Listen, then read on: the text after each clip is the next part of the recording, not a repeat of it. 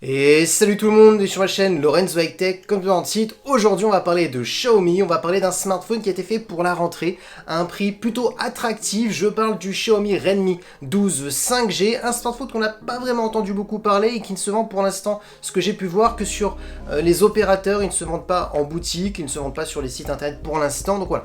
Mais je me suis dit ça serait quand même intéressant de parler d'un smartphone à un prix très attractif. Donc on va parler du Xiaomi Redmi 12 5G, mais avant de commencer la vidéo, si vous n'êtes toujours pas abonné à ma chaîne YouTube, abonnez-vous, allez 100% high-tech. N'oubliez pas d'activer la petite cloche de notification pour être notifié lorsque je publie une vidéo, et aussi à mes autres réseaux sociaux, c'est-à-dire Instagram, TikTok et Twitter. Tous les liens seront en bas dans la description. Maintenant, commençons par le design. Alors en termes du design, on va pas s'attarder 10 minutes dessus. On a un design plutôt classique à la Xiaomi. Alors il est très joli bien entendu pour un smartphone entrée de gamme, il fait même un petit peu premium, bien entendu, c'est du plastique au dos du smartphone, on n'utilise pas des matériaux très nobles, mais en même temps pour le tarif que je vous donnerai à la fin de vidéo, c'est tout à fait normal.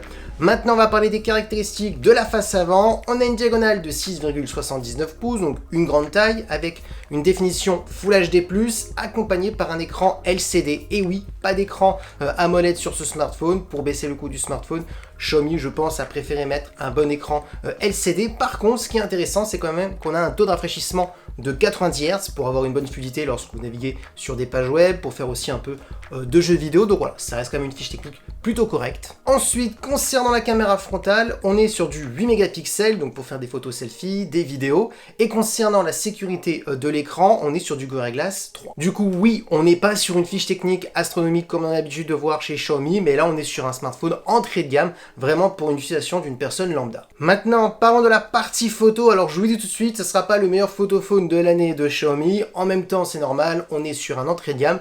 Par contre, ça suffira largement pour faire des petites photos par-ci par-là lorsque vous partez en vacances, voilà.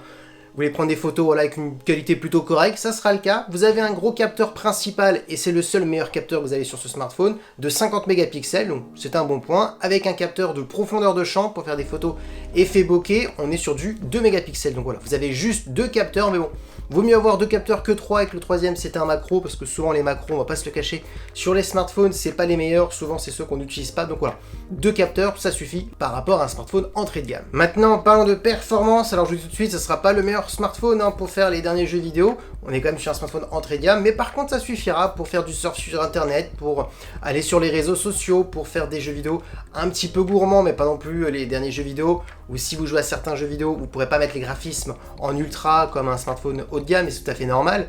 Du coup je donne la configuration, 4 Go de RAM, comme processeur on est sur un processeur de Qualcomm, le Snapdragon 4 Gen 2, donc ça c'est un bon point, c'est les nouveaux processeurs de Qualcomm milieu de gamme qui sont censés être un peu plus performants par rapport aux processeurs milieu de gamme de l'année dernière. Un exemple, ce processeur est beaucoup plus performant par rapport à un Snapdragon 720G qui était sorti l'année dernière, donc ça c'est un bon point, donc vous pourrez quand même faire des tâches quand même moyennement gourmandes et des jeux vidéo aussi moyennement gourmands, donc ça c'est quand même un bon point. Et aussi on a aussi de la compatibilité 5G. Et concernant le stockage, vous avez 128 Go et vous avez la possibilité d'étendre la mémoire avec une carte micro SD pouvant aller jusqu'à 1 tour. Concernant la batterie, on est sur du 5000 mAh, donc une grosse batterie, donc pour pouvoir tenir largement une très grosse journée. On est par contre sur de la recharge pas vraiment rapide, on est sur du 18 watts. Ce qui est intéressant par contre sur ce smartphone, c'est qu'on a quand même une petite certification IP53, qui est une certification contre la poussière et les éclaboussures. Alors pas l'immersion, si vous faites tomber votre smartphone dans l'eau, malheureusement, il ne fonctionnera plus. Mais par contre pour les éclaboussures, la pluie, aucun souci, il survivra.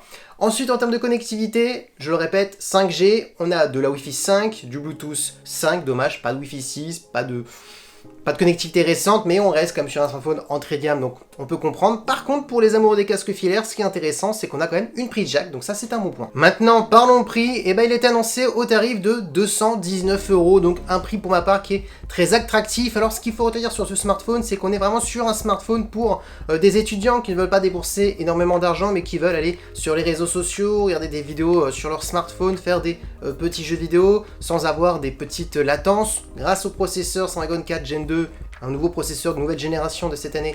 On est sur des processeurs milieu de gamme qui sont même plus performants que certains processeurs milieu de gamme de l'année dernière. Ça c'est un bon point pour avoir un smartphone plutôt polyvalent. Pour 219 €, je le trouve plutôt intéressant. Alors oui, les moins qu'on pourrait donner à ce smartphone, ce serait pas au niveau des performances, mais plutôt au niveau de l'écran. On a l'habitude maintenant, à partir de 200 €, d'avoir des écrans AMOLED. Là on est sur du LCD, mais bon, des fois ça peut être plus intéressant d'avoir un bon écran LCD et que d'avoir un écran AMOLED d'ancienne génération qui est peut-être moins bon. Donc voilà, c'est mon avis. Après, dites-moi ce que vous en pensez en commentaire. Concernant la partie photo, ça sera pas une foudre de guerre, ça c'est sûr, mais ça suffira largement à faire des petits clichés à droite à gauche. Donc, dites-moi ce que vous en pensez en commentaire. Est-ce qu'il vous intéresse? Est-ce que vous êtes partie des gens qui vont peut-être acheter ce smartphone, On est sur un smartphone quand même entrée de gamme, je le répète. Donc voilà, dites-moi tout ça en commentaire. Et voilà, la vidéo est terminée. J'espère que la vidéo vous a plu. Si c'est le cas, n'oubliez pas le petit pouce like, de vous abonner sur cette chaîne YouTube et d'activer la petite cloche de notification pour être notifié lorsque je publie une vidéo, et aussi à mes autres réseaux sociaux, c'est-à-dire Instagram, TikTok et Twitter.